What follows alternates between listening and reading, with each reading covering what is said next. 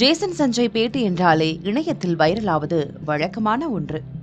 அந்த வகையில் சமீபத்தில் இவர் அளித்த பேட்டியில் மிக அதிர்ச்சி அளிக்கும் தகவல் ஒன்றை சாதாரணமாக கூறியிருக்கிறார்.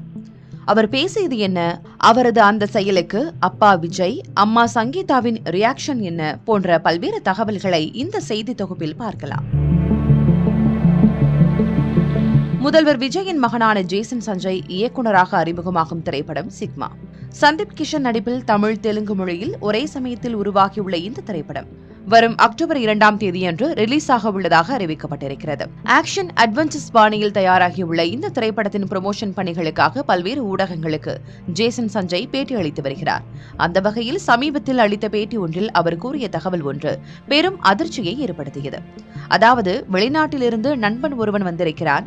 நாங்கள் நண்பர்கள் அனைவரும் அவனது வீட்டில் தங்கப் போகிறோம். சென்னையில் தான் இருப்பேன், ஆனால் என்னை தேடாதீர்கள் என்று தனது அம்மாவிடம் கூறிவிட்டு கேரள எல்லையில் உள்ள ஒரு ஊருக்கு சென்று விட்டோம். நாங்கள் தங்கிய தனியார் இடத்திற்கு மிக அருகில் புலிகள் சரணாலயம் ஒன்று இருந்தது. அந்த சமயத்தில் எனக்கு என்னுடைய அம்மா செல்போன் அழைப்பு விடுத்திருந்தார். நான் எடுக்காததால் அவருக்கு மலையாளத்தில் பிஸி டோன் கேட்டிருக்கிறது. அதன் பிறகு நான் கேரளாவுக்கு சென்று விட்டது அம்மாவுக்கு தெரிந்துவிட்டது. அதன் பிறகு பயந்து போன நான் சென்னைக்கு வரும் வரை செல்போனை தொடக்கூட இல்லை என்று தனது அனுபவத்தை பகிர்ந்து கொண்டார். தொடர்ந்து அந்த பயணத்தின் போது ஒரு நாள் நாங்கள் சிறுத்தையை பார்த்தோம். 100 மீட்டர் தூரத்தில் தான் சிறுத்தை இருந்தது. அதன் பிறகு அங்கிருந்து தப்பி ஓடிவிட்டோம் என்று கூறிய சஞ்சய், நான் இவ்வாறு ஆபத்தான பயணங்களை மேற்கொள்வது எனது அம்மாவுக்கும் அப்பாவுக்கும் பெரும் கவலையை ஏற்படுத்தியது. ஆனால் அப்படி யோசித்தால் இயற்கை அழகை ரசிக்கவே முடியாது. எனக்கு இதில் வருத்தம் இல்லை என்று கூறினார்.